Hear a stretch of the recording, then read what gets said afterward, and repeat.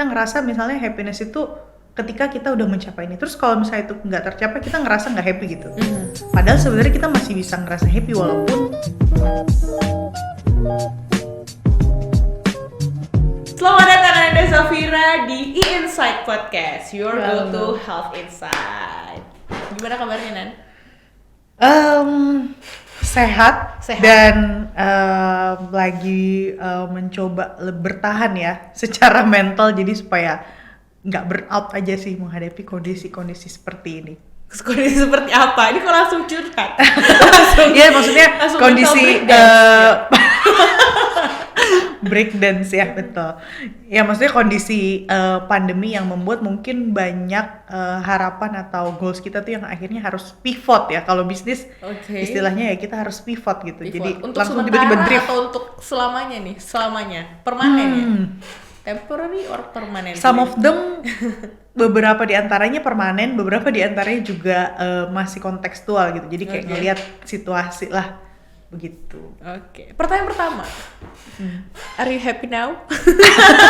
Oke, dari skala 0 sampai 10 ya. Sebahagia apa sih Nanda sekarang merasakan dirinya? Mungkin di skala 7 ya. 7. Kalau di weekdays mungkin skalanya jadi beda. Bisa Weekdays, lebih turun. Weekend, pagi malam beda. Okay. Tapi karena ini weekend, lebih relax dan pekerjaan juga ya udah kelar, jadi hopefully lah lebih happy. Sepenting apa sih sebenarnya kita merasa bahagia? Emang wajib gitu, kayak sholat 5 waktu. Apakah itu wajib gitu? Oke. Sebenarnya kalau kita bisa bilang kan happy itu kan kondisi yang bisa dibilang sementara ya. Tergantung kita ngelihat dari sudut pandang apa.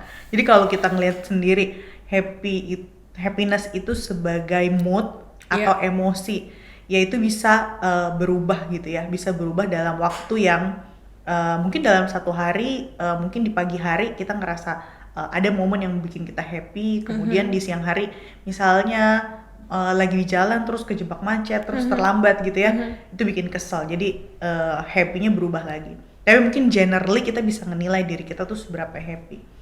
Kalau bisa dibilang sih happy itu antara penting nggak penting, karena happy itu cuma sebenarnya satu faktor kecil aja dari sekian banyak emosi manusia gitu ya. Tapi generally kalau kita lebih happy gitu ya, atau bisa menciptakan momen-momen happy dalam hidup kita juga bisa punya kesehatan mental lebih baik, which is nanti berdampak ke performa kita sehari-hari. Itu jadinya lebih produktif, kemudian juga punya kehidupan sosial yang lebih baik, dan merasa lebih puas sih secara umum terhadap hidup kita gitu. Jadi sebenarnya kenapa happy itu bisa dibilang penting dan perlu diciptakan gitu ya. Jadi bukan kita pasif nunggu momen nih kapan kita harus happy gitu. Tapi kita coba cari dan ciptakan momen-momen happy yang kecil-kecil itu tadi. Gitu. Jadi kalau bisa dibilang happiness itu keputusan ya. Bisa dibilang decision sih. Jadi life happens ya. Life happens. Really, life happens. Jadi bahkan banyak sekali kondisi-kondisi yang sebetulnya bisa membuat kita tidak happy. Tapi at the end kita bisa memutuskan gimana sih kita merespon situasi itu. Misalnya aduh ban bocor, terus habis itu mau berangkat misalnya kuliah atau mau berangkat kerja gitu ya. Akhirnya kita kesel gitu kan. Tapi at some point memang banyak hal-hal yang di tengah jalan itu kadang menghambat kita untuk sampai ke tujuan yang menurut kita tuh bikin kita happy gitu. Tapi memang ketika kita on the way menuju mencapai apa sih sebenarnya yang dimaksud joy atau happy itu, terkadang memang ada peristiwa-peristiwa yang kita nggak inginkan, di luar ekspektasi gitu ya, tidak kita inginkan. Cuman justru disitulah bumbu-bumbu itu yang bikin kita ngerasa puas generally terhadap pencapaian kita, karena kita udah ngelewatin banyak hal. Itu sih sebetulnya yang membuat momen happy itu not the only thing that make us generally happy with our life gitu. Jadi mungkin kita bisa bilang bukan semata-mata joy yang bikin kita tuh puas gitu terhadap hidup kita, tapi karena kita udah bisa menghadapi berbagai kesulitan itulah yang justru bikin kita tuh satisfied atau ngerasa puas dengan hidup kita. Oke. Kalau aku nanya ini, searching for meaning atau searching for happiness? Kayak judul buku ya. Oke. Dua-duanya judul buku ya. Kadang-kadang orang itu tuh cenderung mengejar kayak saya kapan sih bisa tenang, saya kapan sih bisa settle, saya kapan sih bisa tenang atau bisa merasa konten dengan apa yang saya lakukan gitu. Orang bilang sih apa ya, state of flow gitu, kapan dia merasa less of bored, tapi tetap merasa apa ya, tetap mengejar sesuatu kayak gitu. Jadi searching apa? Kalau Nanda sendiri berat ya? Kayak ujian tesis ya. Ini kayak lagi sidang sih. Lagi sidang. Tapi sebetulnya kadang gini sih, ya memang hidup itu kayak kita ada di, kalau misalnya hamster ya, dia kan ada si rodanya itu. Kadang manusia tuh sebenarnya kayak gitu sebenarnya. Jadi kayak hamster, kadang kita lari di dalam, sebenarnya kita nggak kemana-mana. Kita cuma sebenarnya di situ-situ aja gitu. Dunianya juga tetap itu aja gitu.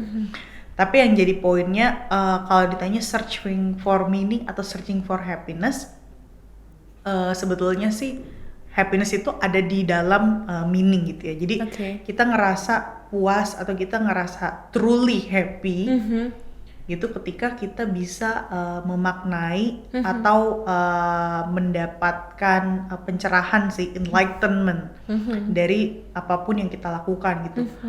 Walaupun itu mungkin bersifat atau misalnya generally kita nganggapnya itu ngeselin gitu. Memang banyak kejadian-kejadian di dunia ini tuh yang memang di luar kontrol kita, di luar kendali kita ada aja gitu ya. Life happens again.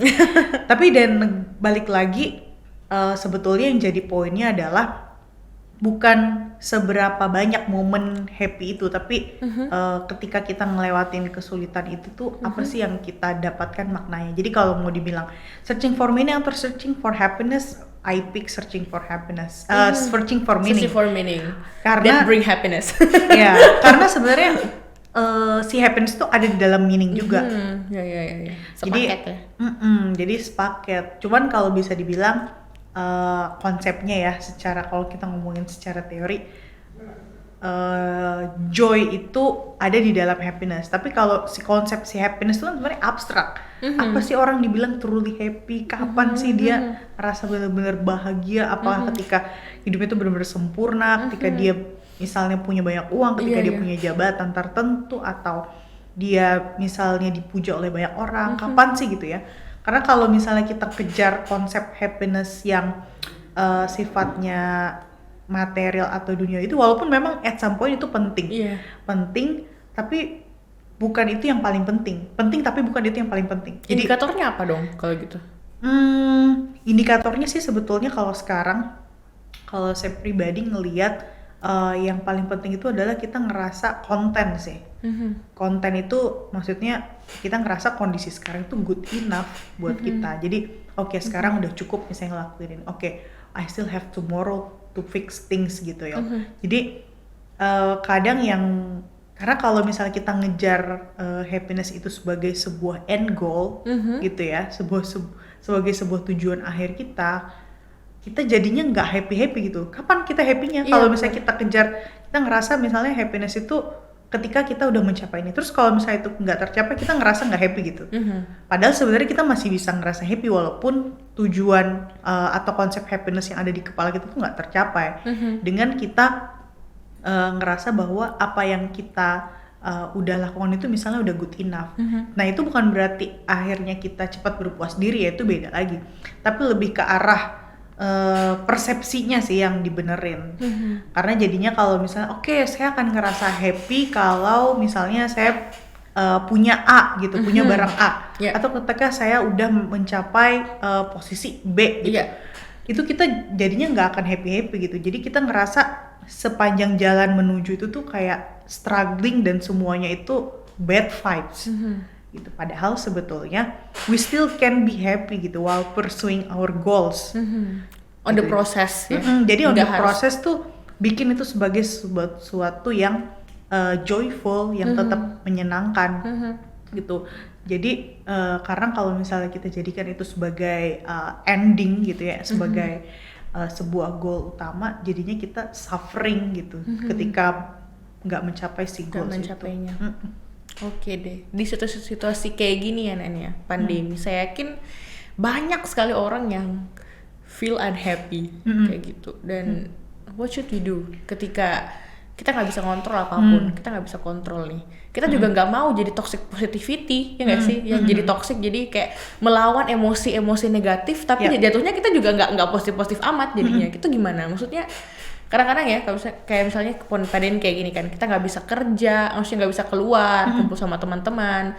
Terus dengan logika kita mulai untuk mengubah point of view itu bahwa oh ya nggak apa-apa, ini kan demi kebaikan dan sebagainya. Tapi by the end kita nggak merasa kosong, tetap merasa hampa karena kita mau melawan perasaan dengan logika kayak gitu. Jadi sebenarnya how to shift that, how to process that feeling or transform that feeling kayak gitu. Pertama sih mengakui dulu. Jadi sebelum kita sampai penerimaan itu, kalau bisa dibilang tuh udah tahapan yang paling akhirnya ya. Tapi yang pertama adalah kita ngakuin dulu sih kalau kita kita kesal, kita sedih, kita marah, kita kecewa gitu ya. Kita akui dulu si emosi negatif itu. Jadi sebetulnya tahap pertama ketika kita ingin meregulasi emosi itu adalah mengakui kalau feeling negatif itu normal gitu, wajar. Nah sekarang ketika kita sudah acknowledging atau mengakui perasaan itu, langkah selanjutnya yang bisa dilakukan, kita coba ngelihat sih sebenarnya apa sih penyebabnya, kenapa saya bisa ngerasa seperti itu. Jadi kayak misalnya ketika kita ngerasa sedih, oke, saya sedih nih karena pandemi, saya misalnya jadi nggak bisa pergi bekerja di luar, atau saya jadi tidak bisa bertemu dengan teman-teman dan keluarga gitu ya. I acknowledge, saya tahu bahwa saya sekarang sedih. Ternyata penyebabnya karena itu. Kemudian kita bisa cari cara dan berusaha untuk melihat apa sih kira-kira yang bisa saya lakukan gitu untuk mengurangi si perasaan itu. Entah itu misalnya dengan saya coba, jadi kita kayak coba untuk mencari alternate solution gitu dari yang awalnya kita pikirkan. Ketika kita udah tahu alternate solutionnya ini, baru kita menerima memang situasinya seperti ini kok, dan ini memang di luar kendali saya. Jadi nggak langsung tiba-tiba langsung menerima, tapi diakui dulu tuh perasaan sedihnya. Iya. Jadi accept that you also can be sad, you also can be in negative situations, which is normal. Habis itu barulah kita coba untuk cari jalan keluarnya. Gitu. Jadi diterima dulu perasaannya. Diterima dulu ya. Tapi itu perlu jiwa yang cukup besar bahwa menghadapi bahwa wah gue pivot nih gitu. Yes. Gue secara umum kayaknya nggak maju-maju amat nih di 2 tahun pandemi ini gitu. Nggak ada karya besar yang gue lakuin gitu. Itu kan sometimes for high achiever species itu sangat mengganggu, apalagi kalau udah masuk ke 2 AM which is semuanya menjadi sangat gelap gitu, jadi semuanya langsung muncul ya. Tuh sebetulnya ini juga sih. Jadi kemarin juga saya lagi baca jurnal ya.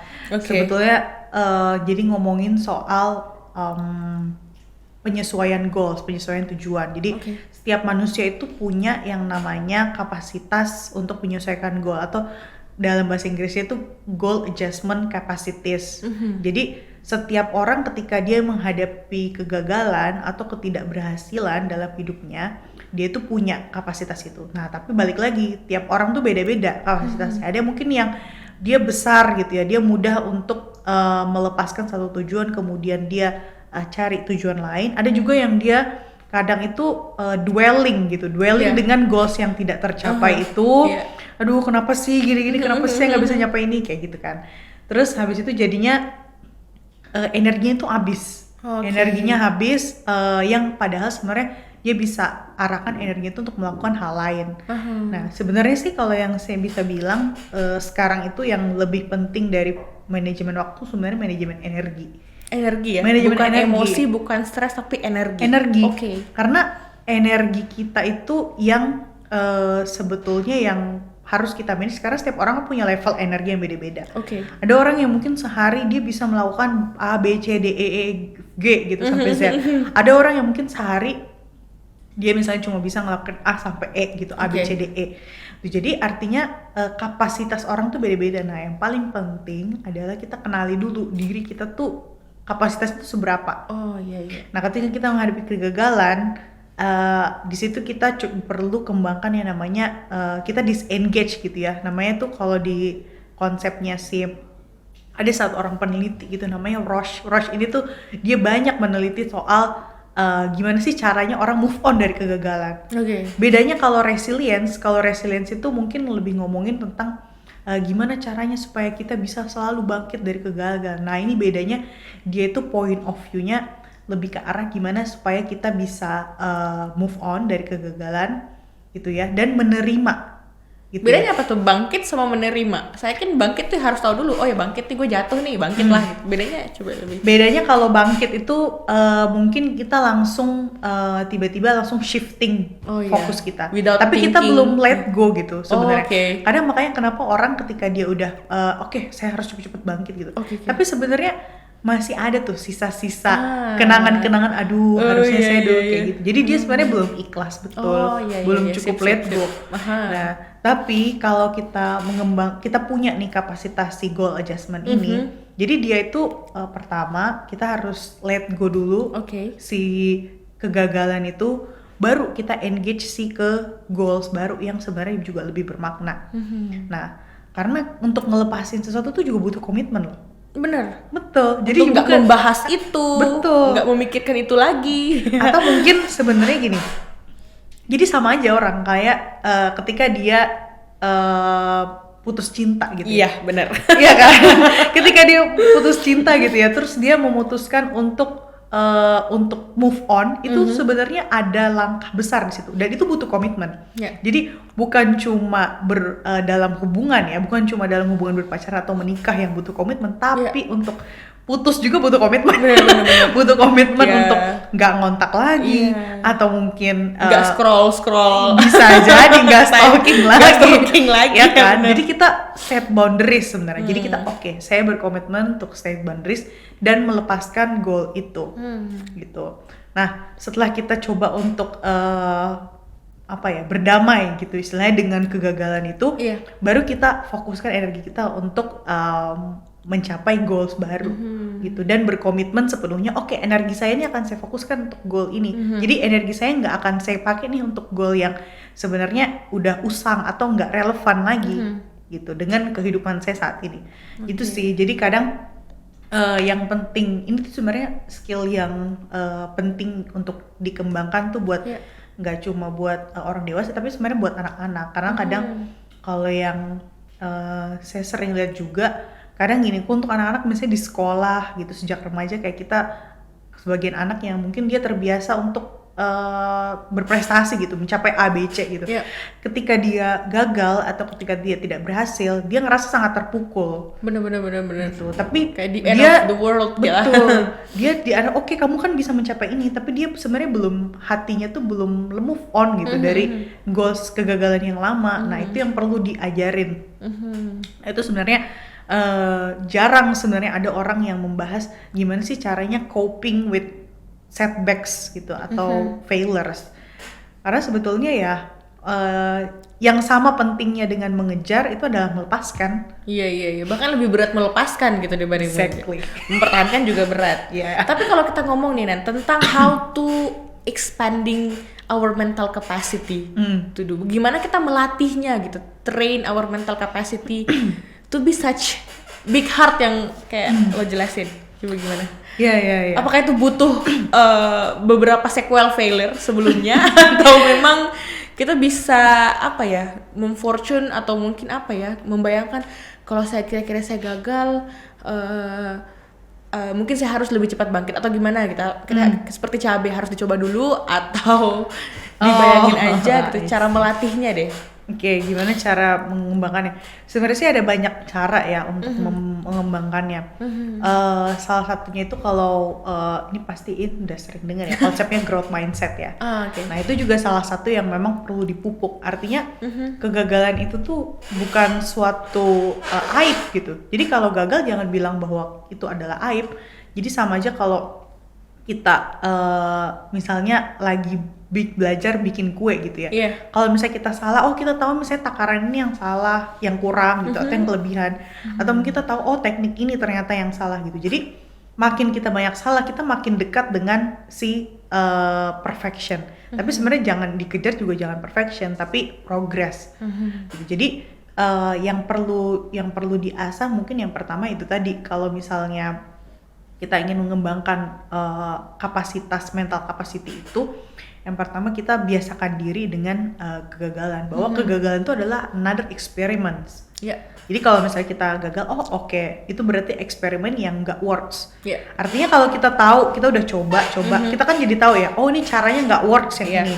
Jadi kita makin bisa memilih, ternyata cara ini yang works. Jadi ujung-ujungnya nanti kita bisa ketemu sama cara yang tepat gitu ya. Jadi itu tadi sih mungkin persepsi terhadap kegagalan itu yang perlu diubah, bahwa kegagalan itu bukanlah suatu aib, tapi suatu learnings gitu. Itu sih. Tapi problem sekarang sebenarnya menghadapi kegagalan ya, apalagi umur kayak kita ya, sudah 20 plus ya, before 30. Itu sudah banyak ya asam garam kehidupan. Jadi sudah bisalah mengaccept. Tapi yang paling berat sebenarnya ya Nan ya, menurut saya pribadi adalah how people react with that kind of failure we had kayak gitu. Apalagi kalau kita sudah terbiasa, nah itu yang menjadi beban untuk high achiever sebenarnya. High achiever sangat cenderung untuk terlihat sangat mentereng gitu kan. Tiba-tiba loh kok dia gelap gitu. Jadi dia akan dapatkan semacam hate comments kayak gitu yang justru sebenarnya yang berat tuh di situ gitu. Mental capacity untuk menerima itu gitu, menerima tanggapan orang, respon orang, dan kadang-kadang kita nggak bisa bohong dong kalau kita ya udahlah biasa aja, ya udahlah nggak usah peduli sama kata-kata orang, tapi ya kita manusia kan gitu. Kita manusia, kita nggak bisa apa ya, nggak bisa denial dengan bahwa kita hidup di kehidupan sosial yang semua orang tuh bebas mau ngomong apa tentang kita kayak gitu. Itu berat itulah juga. Freedom of speech itu juga bahayanya di situ ya. Sebenarnya itu tadi berarti kalau itu kan kita ngomonginnya soal dealing with expectation. Gitu. Jadi diri kita sendiri atau orang lain tuh pasti punya ekspektasi. Kita tuh harusnya tuh seperti apa sih? Jadi kayak kalau kita bisa bikin kayak diagram gitu ya, ada idealnya kita tuh di sini, terus realitanya kita di sini. Terus sekarang apa sih yang bisa dilakukan untuk filling the gaps gitu ya, untuk mengisi kesenjangan itu. Nah, terkadang gini, salah satunya adalah kita bisa nurunin ekspektasi itu supaya gapsnya nggak terlalu jauh, atau kita bisa ngembangin diri supaya kita bisa makin deket ke ideal self kita. Nah, pertama terkait ekspektasi dari orang lain. Terkadang nih kalau jujur ya, saya kadang ngelihat ekspektasi dari orang lain tuh kadang-kadang memang nggak realistis sih. Irrealistik gitu ya, terlalu imaginary. Jadi yang menuntut kita tuh untuk selalu sempurna. Nah makanya kenapa menurut saya sih ini juga yang kadang saya sering, ini perlu dikomunikasikan, terutama kalau ke orang terdekat yang kita bisa komunikasikan. Tapi kalau untuk orang lain yang di luar kuasa kita, ya kadang kita kan kurang bisa ya. Tapi itu tadi, kita perlu acknowledge bahwa we are also human gitu. Jadi mungkin set boundaries dengan ekspektasi dari orang lain yang sebetulnya itu nggak, orang yang tidak signifikan buat kita kehadirannya gitu. Ada yang signifikan, ada unsignifikan ya. Jadi kalau misalnya significant others, orang-orang yang benar-benar terdekat ya, our closest people, ya kita mungkin perlu komunikasikan apa sih sebenarnya ekspektasi mereka ke kita. Terus kira-kira kendala apa yang kita hadapi gitu, sehingga kita tuh kesulitan untuk mencapai ekspektasi itu. Gitu. Apakah jangan-jangan mungkin mereka yang perlu sesuaikan ekspektasi ke kita, atau mereka perlu bantu nih, kasih resource supaya kita bisa berupaya fulfill juga gitu. Terutama mungkin kalau konteksnya di pekerjaan pasti kan ada ekspektasi gitu ya, dari atasan atau dari rekan kerja. Nah makanya kenapa itu penting sekali juga untuk ada feedback gitu ya, feedback apa sih yang perlu saya kembangkan gitu, dan sejauh mana saya bisa mengembangkan hal itu gitu. Kemudian kalau terkait ekspektasi sama diri sendiri, nah ini yang kadang yang susah ya. Karena kadang yang kejam sama diri sendiri tuh kadang kita sendiri. Oh, kita sendiri ya, yang paling kejam ternyata yang diri kita sendiri. Wah, jadi guys. jadi jangan sampai kita itu jadi don't become your own enemy.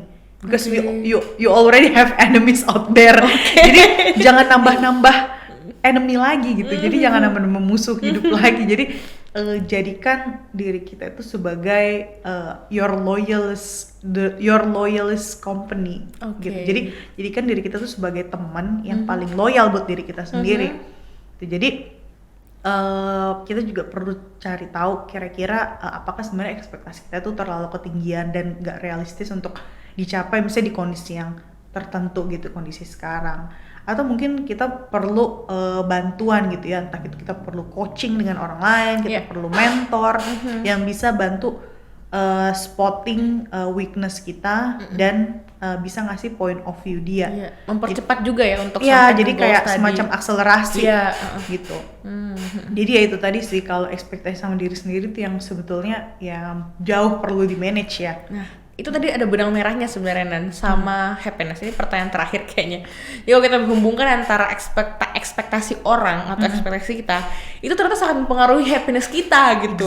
Karena kita yang adjust sendiri nih, tapi kita yang nggak bisa sampai ke titik itu kadang-kadang itu yang bisa mempengaruhi kita jadinya unhappy kayak gitu. Jadi apakah memang kita harus realistis kah gitu ketika membuat sebuah goals untuk menjaga energi kebahagiaan kita gitu, atau kita tetap pada fokus pada suatu filosofi bahwa ya sky is the limit menjadi sedikit tidak realistis untuk masalah goals. Ya kalau goals kan nggak boleh ya antara realistis atau enggak ya, kadang-kadang kita bikin goals. Gimana tuh Nan? Mungkin pesan-pesan buat teman-teman nih ketika untuk menjaga goals, menjaga performa ceritanya dan menjaga juga nih kesehatan mental kita.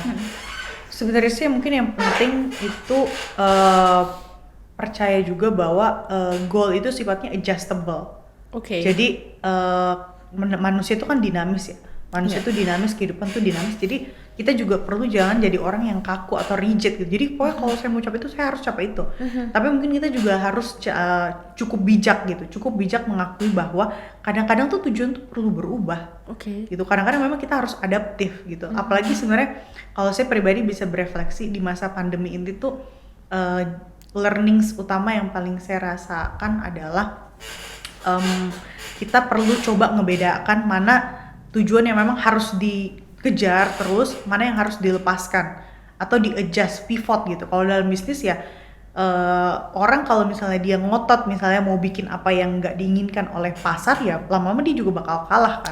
Benar. Sama aja kayak manusia gitu. Jadi at some point untuk kita survive berada di dunia ini memang kita harus pivot gitu, harus adaptif.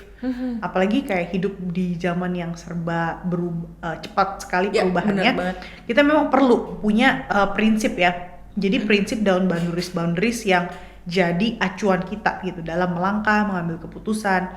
Tapi di sisi lain di luar hal itu, di luar prinsip-prinsip hidup kita juga perlu adaptif menanggapi situasi. Jadi jangan sampai karena kita kemakan ego sendiri, kita ngerasa ini emang udah goal saya, kok saya harus mencapai itu gitu. Tapi ternyata goals itu tuh udah nggak relevan lagi dengan keadaan hidup kita gitu. Jadi makanya kenapa kalau saya bilang, kalau saya pribadi sih suka bikin kayak semacam apa ya? Kalau di perusahaan tuh suka bikin namanya goals per trimester gitu ya. Jadi per 3 bulan gitu ya. Jadi per 3 bulan kira-kira masih relevan nggak ya dengan goals utamanya. Sama aja kalau di kantor, di perusahaan gitu ya. Setiap 3 bulan evaluasi, ini cara-caranya, strateginya masih relevan nggak dengan tujuan gitu ya. Karena pasti banyak faktor-faktor di luar kendali kita juga gitu. Makanya kenapa harus selalu ngelihat konteks. Sip. Mantap banget. Sunday afternoon yang paling berfaedah lah di 2021. Thank you banget Nan. Mungkin terakhir Nan, take home message lah apa gitu. Pesan terakhir buat orang tuh kasih tahu bahwa kenapa sih lo harus happy dan kenapa lebih penting untuk mencari meaning. Kayak gitu. Iya ya, take home message-nya yang pertama sih jangan jadikan happiness itu sebagai your end game gitu. Karena jadinya kalau kamu jadiin happiness itu sebagai end goal dari hidup kamu, sepanjang jalan itu kamu jadinya nggak happy gitu. Jadi nggak menikmati gitu, nggak menikmati. Jadi cobalah untuk selalu berefleksi dan menemukan makna gitu dari berbagai peristiwa. Itu se-painful apapun itu. Kalau kamu ngerasa udah nggak kuat, coba sharing ke orang lain dan cari orang yang memang reliable, bisa diandalkan untuk membantu kamu. Gitu. Jadi itu. Terus yang kedua, poinnya adalah penting sekali untuk kita jadi orang yang adaptif. Adaptif dan nggak selalu ngikutin ego kita gitu dalam mencapai tujuan. Jadi kita perlu ngelihat juga konteks dan situasinya itu, goals itu masih relevan nggak sih buat kita. Gitu. Mantap banget. Growing up with Ananda Zafira since 2000 berapa sih kan kita sama-sama? 2011 2010 ya. 2010 11 tahun dengan satu topik-topik dekade, satu dekade persahabatan dengan Ananda. Luar biasa ya. Emang kita kalau ketemu yang ngomongnya kayak gini ya. Jadi sebenarnya kita kayak ngomong biasa aja, nggak ada yang persiapkan, nggak ada ini. Thank you banget Nan sudah datang mampir ke podcast Insight. Kita sebenarnya pengen sharing banyak sekali insight kesehatan, dan hari ini kita bahas tentang salah satu faktor yang menyebabkan kesehatan mental ya. Oke, terima kasih Nan. Dadah. Thank you. Bye bye, sehat selalu ya.